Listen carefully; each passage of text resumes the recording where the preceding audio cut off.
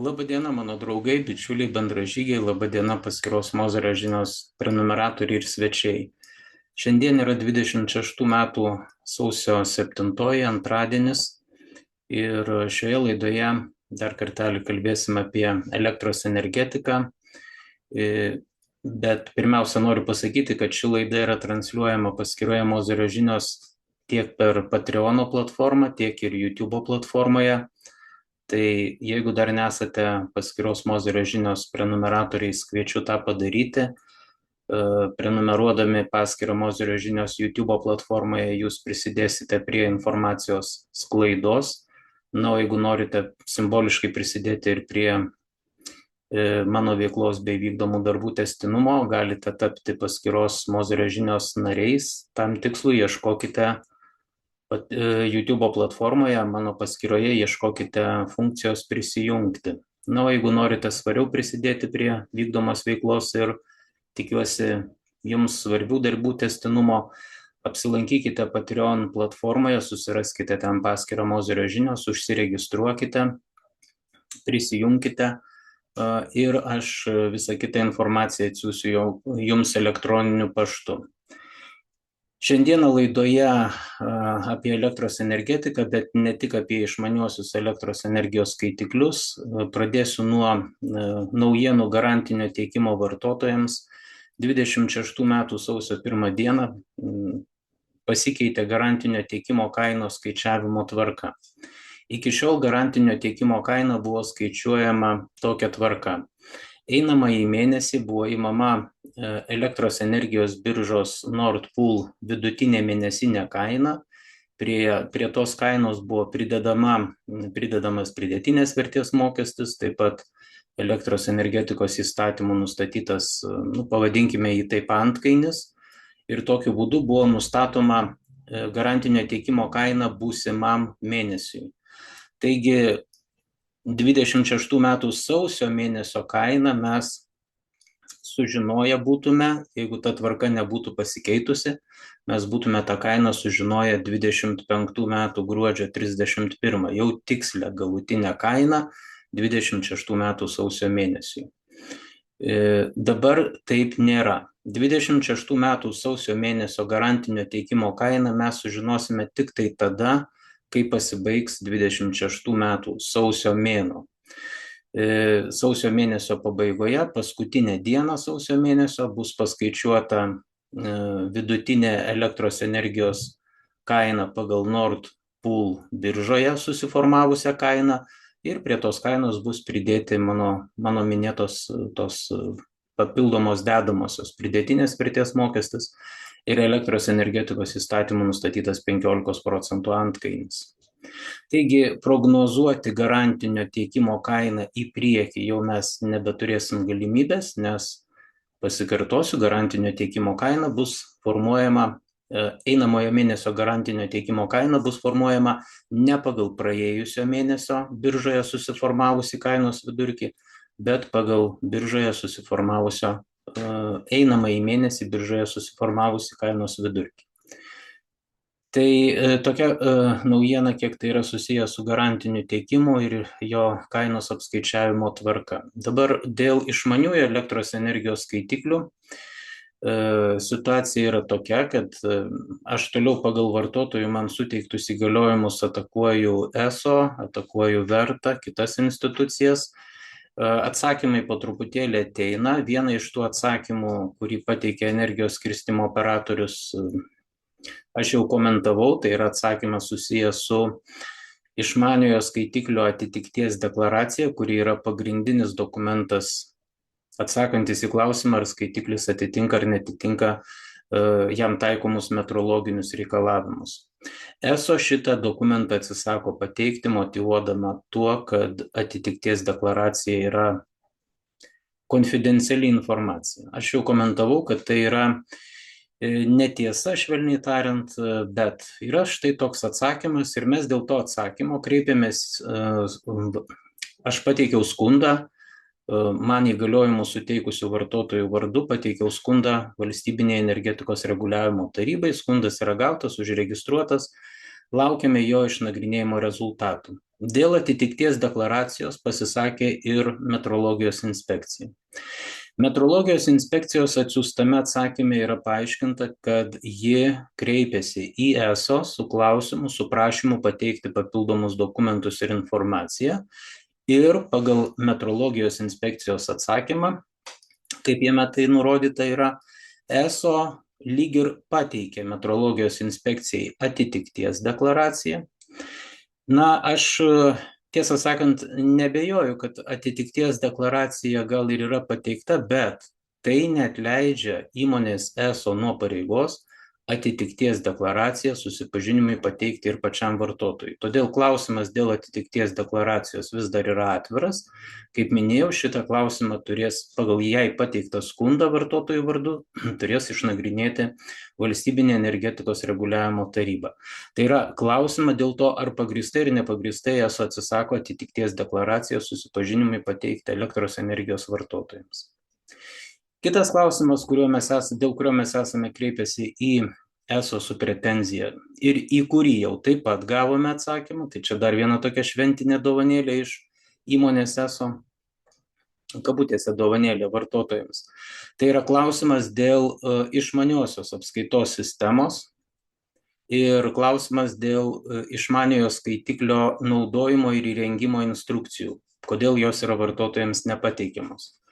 Kreipdamiesi į ESO su pretenzija mes reikalavome pateikti atsakymus pateikti informaciją apie išmanėją apskaitos sistemą. Kas yra šitos sistemos autorius, kokios yra šitos sistemos sudedamosios dalys, kokie yra techniniai parametrai tų sudedamųjų dalių, kaip išmaniosios apskaitos sistemos sudedamosios dalys sąveikauja tarpusavyje, ar tas sąveikavimas yra suderintas ar yra nesuderintas, kas nustatė techninius reikalavimus išmaniosios apskaitos sistemos sudedamosiom dalim ir taip toliau ir panašiai. Į šitą klausimų dalį ESO atsakė, galima sakyti, kad ir visai neatsakė. Jinai tik tai pateikė tą, ką mes ir iki šiol žinojome.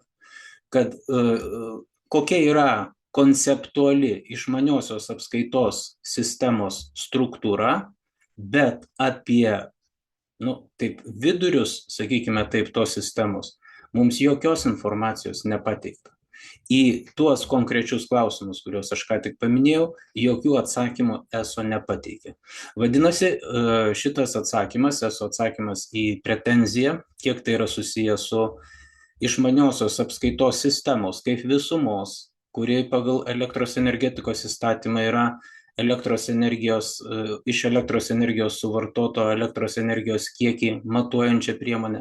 Bet šituo klausimu kreipsime su skundu į Valstybinę energetikos reguliavimo tarybą.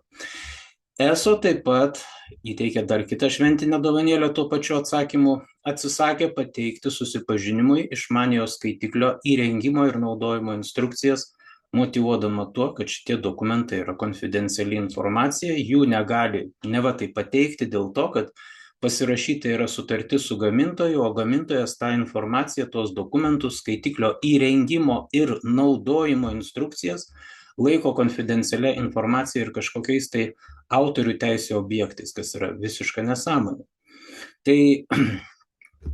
Tai vėlgi bus pagrindas paruošti skundą ir pateikti skundą Valstybinei energetikos reguliavimo tarybai. Tas bus padaryta dar šią savaitę. Tie vartotojai, kurie man suteikė įgaliojimus, jie gali būti garantuoti dėl to, kad tas bus padaryta.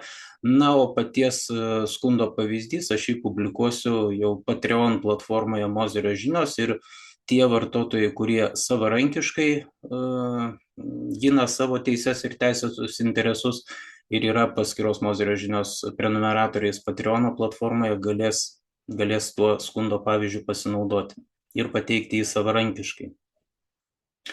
Čia viename iš komentarų, mačiau komentatorius rašė, sako, tai Mozeris ieško kvailelių, ieško durnelių, bando juos įtikinti, kad išmanieji skaitikliai yra blogiau už tarybinius skaitiklius.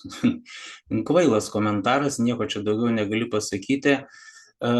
Ir tam komentatoriui dar beje svarbų dalyką noriu pasakyti, jeigu kartais jis dabar manęs klausosi, turėkite omenyje, kad tie skaitikliai, tie indukciniai skaitikliai, nes išmanieji skaitikliai yra jau elektroniniai skaitikliai, Prieš pradedant diegti išmaniuosius skaitiklius, taip pat didžioji dalis vartotojų jau turėjo elektroninius skaitiklius, bet ne išmaniuosius skaitiklius. Ir dar yra kita skaitiklių grupė – indukciniai skaitikliai. Tai vat, mielasis, šitie tarybiniai skaitikliai ir yra indukciniai skaitikliai.